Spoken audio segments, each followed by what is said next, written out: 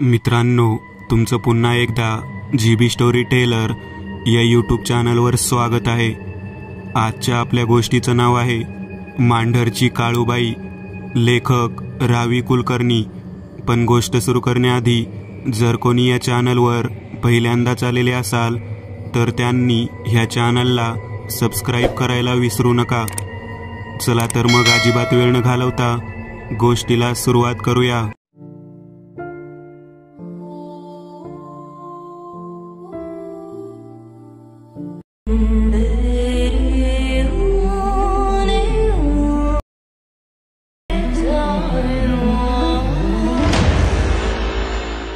नमस्कार मित्रांनो, मी शिवानी पाटील आपल्या समोर घेऊन आली एक सत्य अनुभव। 2002 ते 2005 या काळात मी एका लोकल पेपरमध्ये पत्रकार म्हणून काम करत होते। ही घटना त्यावेळची आहे। घरी 18-20 व दारिद्र्य, तरीही जिद्दीने पुढे शिकत राहिले। 2 मोठ्या बहिणी, त्यात मी, अपंग वडील आणि एक झोपडी वजा घर। अशा सगळ्या परिस्थितीत मी लहानाची मोठी झाले। हळूहळू घराची परिस्थिती हालाकीची होत होती। दोन्ही बहिणीचे लग्न वडिलांनी करून दिले। आता घरात फक्त मी, बाबा आणि आई तिघेच राहत होतो। आई देवभोळी तर वडील पुरोगामी विचारसरणीचे, त्यामुळे दोन्ही विचारांचा प्रभाव माझ्यावरती बालपणापासूनच पडला होता। पुढे 12वी नंतर मी पत्रकारिता क्षेत्र निवडले। या क्षेत्रात मला तटस्थ राहण्यासाठी याचा खूप फायदा झाला। घरची परिस्थिती ठीक नसल्याने मला पत्रकारितेचे शिक्षण घेत असतानाच एका मोठ्या पत्रकारासोबत काम करण्याची संधी मिळाली। मी त्यांच्याकडे असिस्टंट म्हणून नोकरी करू लागले। 25 जानेवारी 2005 या दिवशी मी ऑफिसमध्ये बसले असताना केबिनमधून फोन खणानला।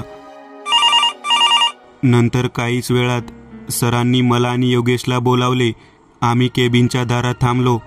तोच सर हडबडीने उठले आणि बोलू लागले, योगेश, दीपाली, तुम्ही दोघेही आहे अशा परिस्थितीत तुमचे कॅमेरे आणि माईक घेऊन मांढरदेवी येथे जा। तिथे खूप मोठा अपघात घडला आहे। मला वेळोवेळी अपडेट्स पाहिजेत। त्यासाठी तुम्ही दोघांनी तिथे जायला हवे, कारण एकदा का तिथे मोठे मोठे चॅनलवाले पोहोचले तर आपल्या बातम्या त्याखाली दबून जातील। त्यामुळे सर्वात पहिले आपण जायला हवे। आम्हा दोघांना ताबडतोब साताऱ्यास निघायला सांगितले। आम्ही प्रसंगाचे अवधान राखत लागलीच बाहेर येऊन आपल्या केबिनकडे जाण्यास निघत होतो। तसं योगेशने मला सांगितले, शिवानी, तुम्ही घरी कळवा, तोवर मी माझं सामान घेऊन गाडी काढतो। आपण लागलीच मांढरदेवीला निघूया, जेणेकरून आपण वेळेत पोहोचू। योगेश साधारण 30 असणारा, नुकतेच लग्न झालेला आहे, एक साधारण तरुण होता। समवयस्क असला तरीही मी अजून त्याच्यासोबत फारशी बोलत नसे, पण त्याच्या वागण्यावरनं तो पक्का कंजूस आणि हावरा असल्याचं मला क्षणोक्षणी जाणवत होते। पूर्ण ऑफिसमध्ये तो एकमेव फुकटा होता, म्हणून सर्वच लोक त्याची मजा घ्यायचे।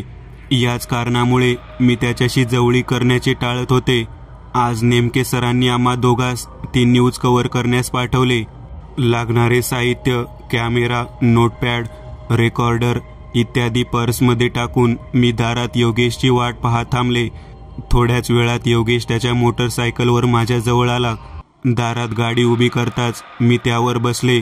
अर्ध्या तासाचा प्रवास करून देवीच्या ठिकाणी पोहोचणार होते। साधारण दुपार झाली होती। मी तिथे जात असतानाच रस्त्यावरून चित्रविचित्र आवाज, प्रचंड गदारोळ ऐकायला येऊ लागला। जिकडे तिकडे धावपळ सुरू झाली होती। प्रचंड वेगात वाहने, ॲम्ब्युलन्स, रुग्णांची वाहतूक करत होते। प्रचंड आक्रोश झालेला होता। मी समोरील दृश्य पाहतच राहिले। मी शुद्ध हरपून आजूबाजूला पाहत होते। तोच योगेशने मला कामाची आठवण करून दिली। मी लागलीच पर्समधनं कॅमेरा बाहेर काढला। धुळीचे लोट, प्रचंड वेगात असलेली हवा, ॲम्ब्युलन्स सायरन आणि कर्कश किंचाळण्याचा आवाज, त्याला साथ म्हणून मोठमोठ्याने रडण्याचा आवाज, इतकं भयानक दृश्य मी आजपर्यंत पाहिलं नव्हतं। समोरील दृश्य कॅमेऱ्यात कैद करत मी देवीच्या पायथ्याशी पोहोचले। मधमाशांच्या पोळीतून ज्या प्रकारे माशा गुच्छाने खाली पडतात, अगदी त्याच प्रकारे पायऱ्यावरनं माणसांचे घोळके खाली येत होते। भयानक किंचाळण्याचा आवाज कानावर आदळत होता। अशी भयावह चेंगराचेंगरी मी आजपर्यंत कधीही पाहिली नव्हती.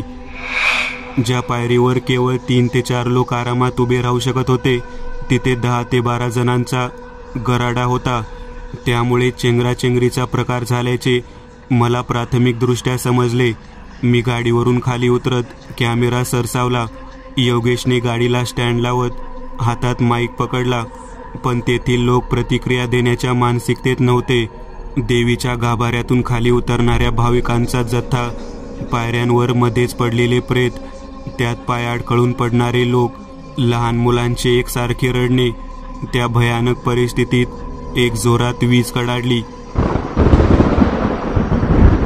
आणि सुरू झाला बेमोसमी पाऊस. एवढा प्रचंड वेगात सुरू झाला की क्षणार्धात समोर दिसण्याचं बंद झालं. जिकडे तिकडे हाहाकार माजला. बचाव कार्य अजूनच अवघड झालं, कारण एवढ्या प्रचंड पावसात पायऱ्यावरती घसरण झाली होती. त्यात वरून रुग्णांना खांद्यावर आणणे अवघड झाले. तर ज्या प्रेतांची ओळख पटली होती त्यांच्या नातेवाईकांची प्रेतांना झाकण्यासाठी उडालेली धावपळ, गर्दीत हरवलेल्या मुलांचा आक्रोश. जवळपास 2 ते 3 तास हा असाच खेळ सुरू होता. नंतर मग पोलिसांचा फौजफाटा आला आणि परिस्थिती नियंत्रणात आणली. भाविकांचे बचाव कार्य वाढले. काही पोलीस वर डोंगरावर चढून गर्भगृह बंद केलं आणि तेथील लोक खाली सुरक्षित काढले. सोबतच काहींना प्रथमोपचारही करून गडाच्या खाली आणले. योगेश आणि मी हे सगळं कव्हर करण्यासाठी वरती गेलो होतो. समोरील सगळं दृश्य कॅमेऱ्यात कैद केले व खाली जायला निघाले. पण अचानक नजर आजूबाजूला गेली तर योगेश तिथं नव्हता. मी त्याला शोधू लागले, पण तो कुठेच दिसत नव्हता. मी मंदिराच्या परिसरात पाहिलं, पण तो काही दिसेना. मग कड्यावरून खाली पाहिलं तर पोलिसांची नजर चुकवून तो बाजूला एका कोपऱ्यात जाताना दिसला. अंग चोरत तो धावत होता. मला ते थोडं विचित्र वाटलं, म्हणून मीही त्यामागे निघाले. पोलिसांचं बाजूला बचाव कार्य सुरू होतं. ते जखमी मनुष्य हा बेशुद्ध आहे की मृत पावला आहे ते लक्षात घेऊन मृत व्यक्तींची ओळख पटवण्यासाठी बाजूला एका कोपऱ्यात ठेवत, तर जिवंत माणसांना ताबडतोब ॲम्ब्युलन्समध्ये टाकून हॉस्पिटलला हलवत होते. प्रेतांचा खच जिथे पडला होता तिथं खूप लोकांची गर्दी जमली होती आणि योगेशही त्याच बाजूने निघाला होता. तो घाईने निघालेला पाहून मी दबकत तिकडे निघाले, कारण नक्कीच तिथं काहीतरी घडत असणार असं मला वाटलं. गडावरून एकदम खाली न उतरता अर्ध्या पायऱ्या बाजूला एका छोट्याशा डोंगरवजा टेकडीवर त्या प्रेतांचा खच अगदी कमरेपर्यंत गेला होता.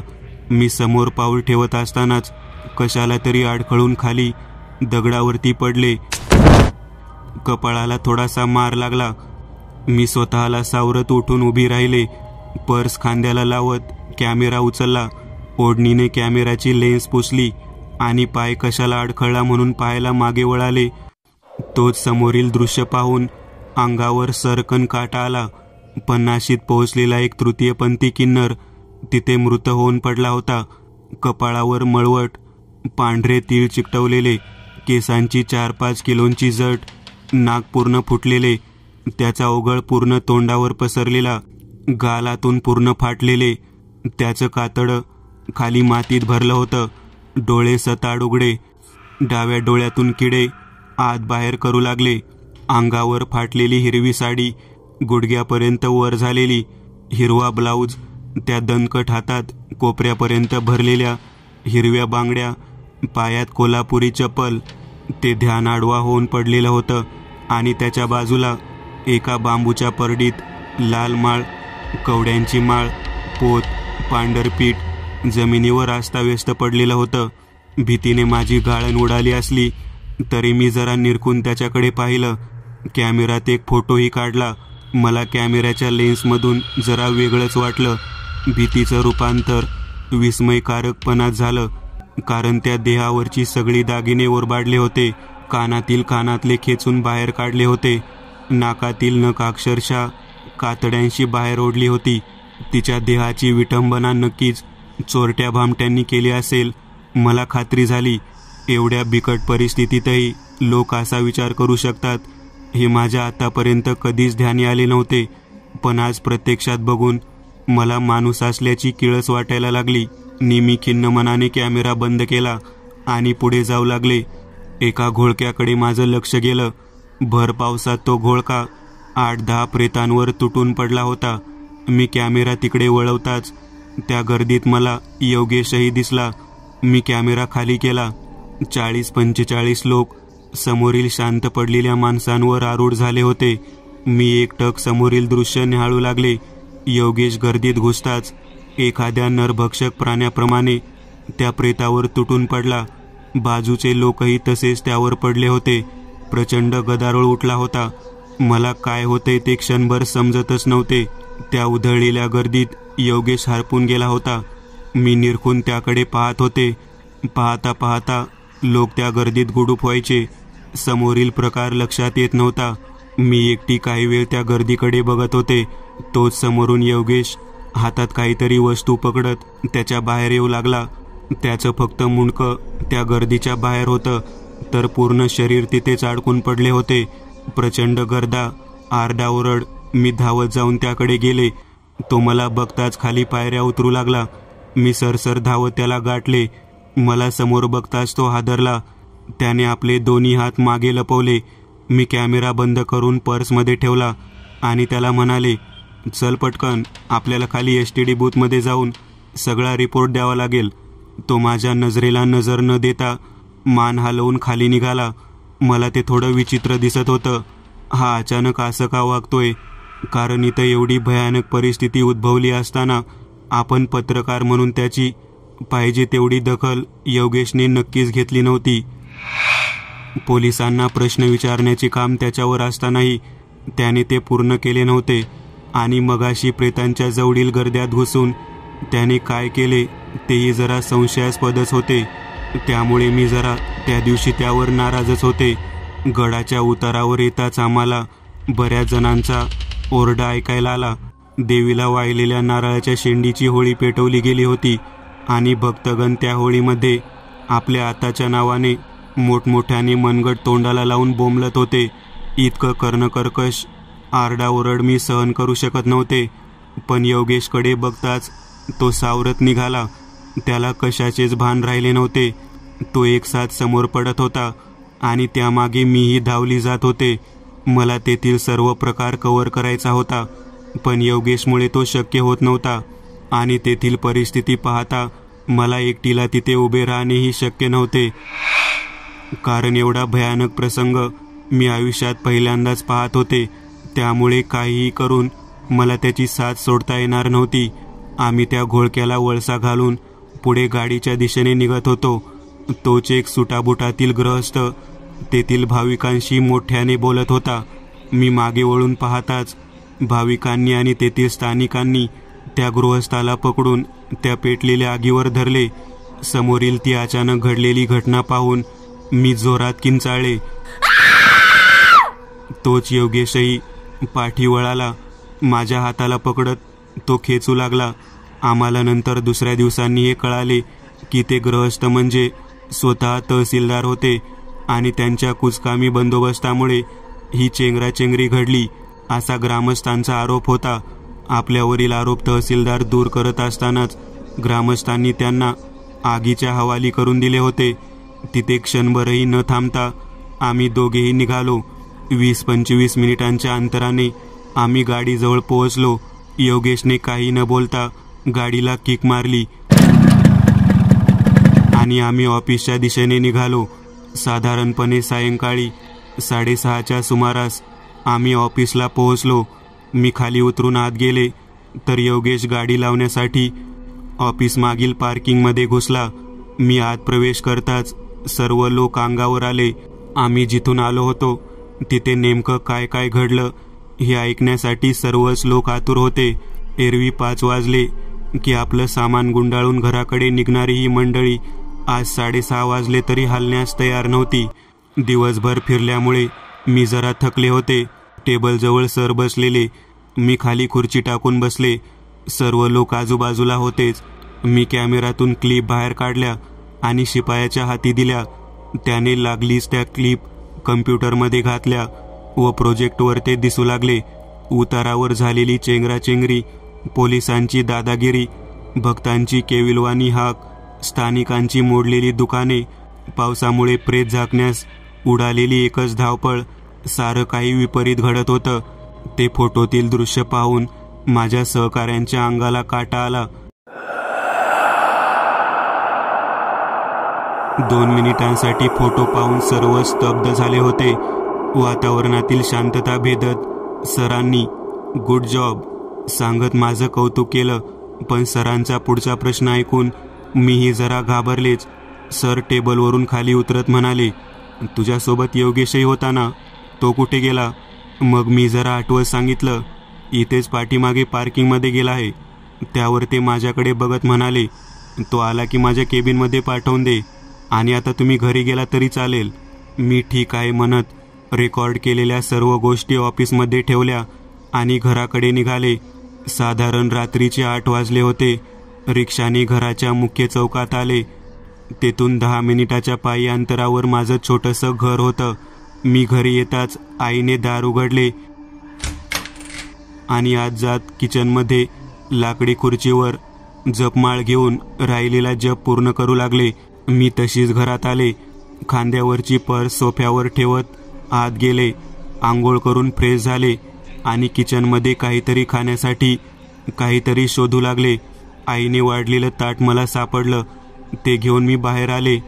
थोडंफार खाऊन आज केलेल्या भरपूर प्रवासामुळे थकवा आला होता, म्हणून ताट ठेवत आत जाऊन झोपले.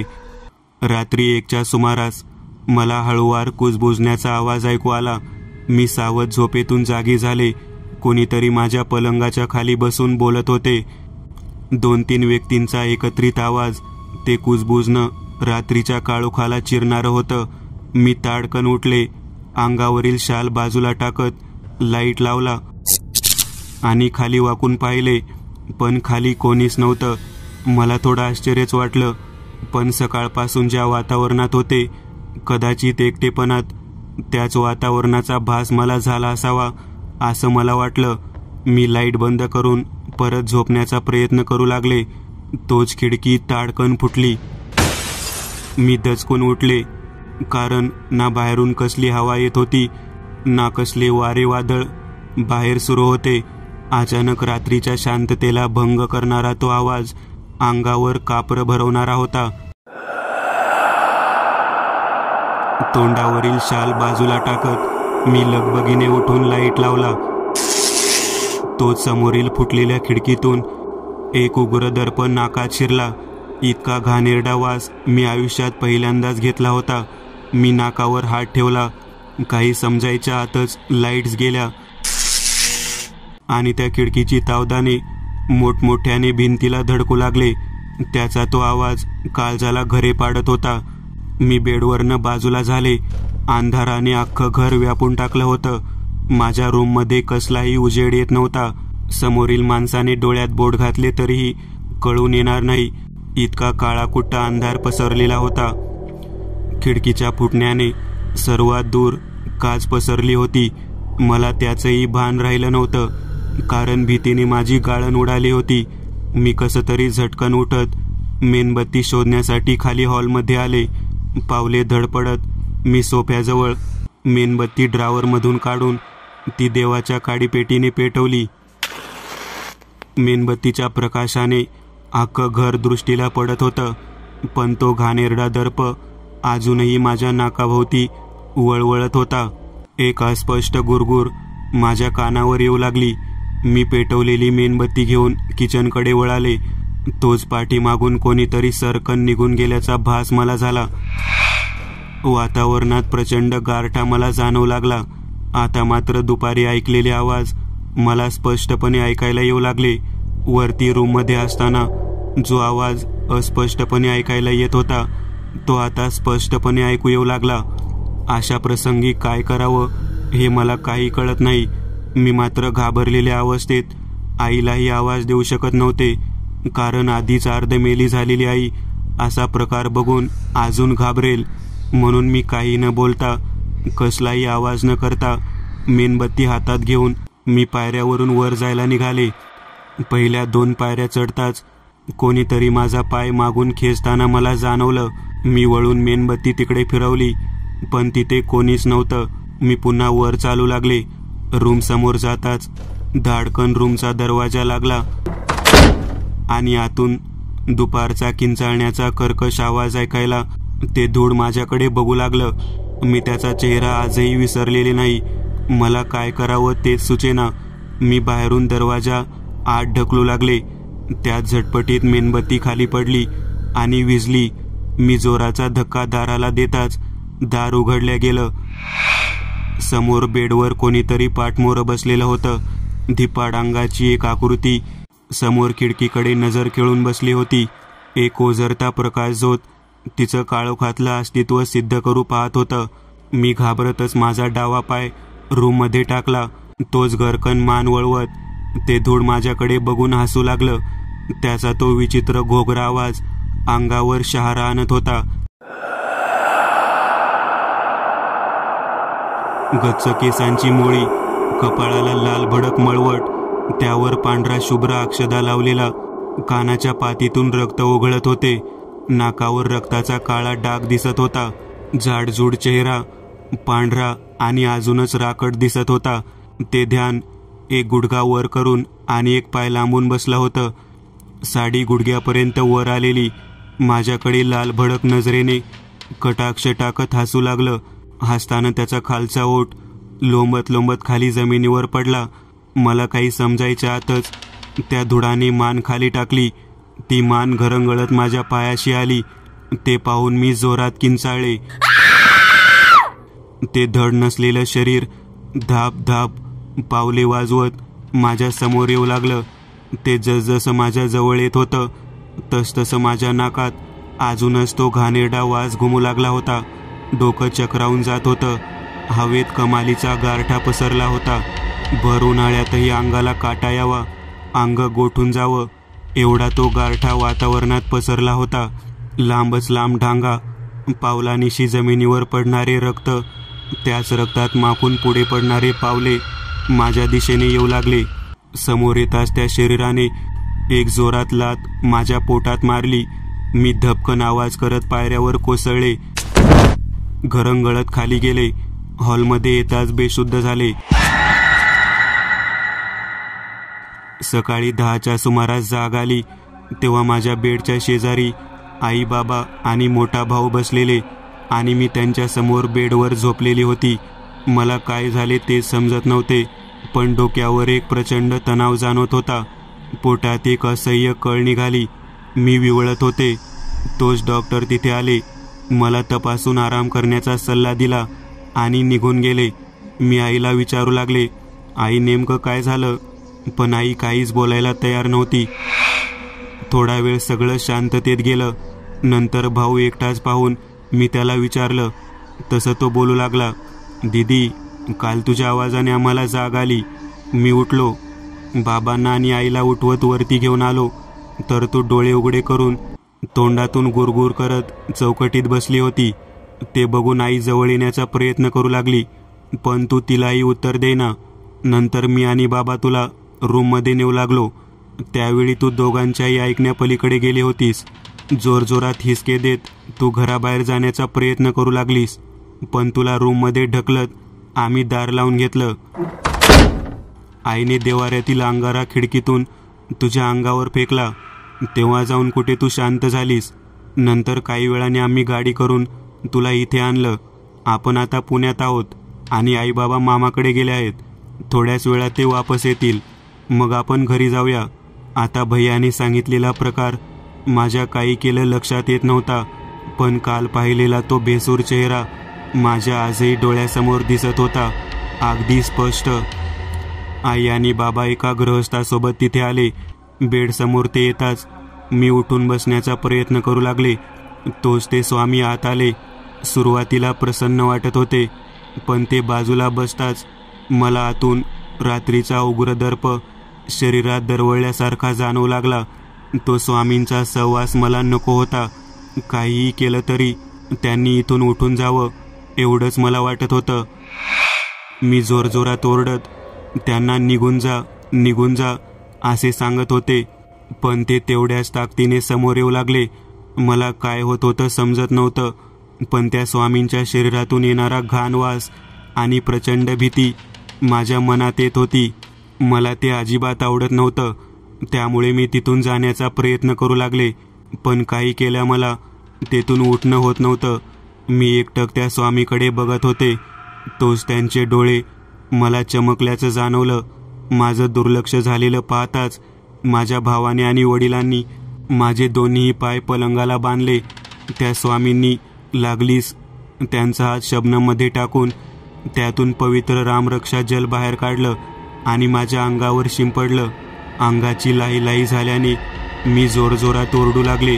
तोच त्यांनी कसल्याशा मंत्राने मंत्रित केलेलं लिंबू घेतला आणि माझ्या शरीराजवळ पकडत ते खेळू लागले. मला ते असह्य होऊ लागले. त्यांनी पोटावरनं फिरवत तो माझ्या छाती, गळा आणि तोंडाजवळ आणला.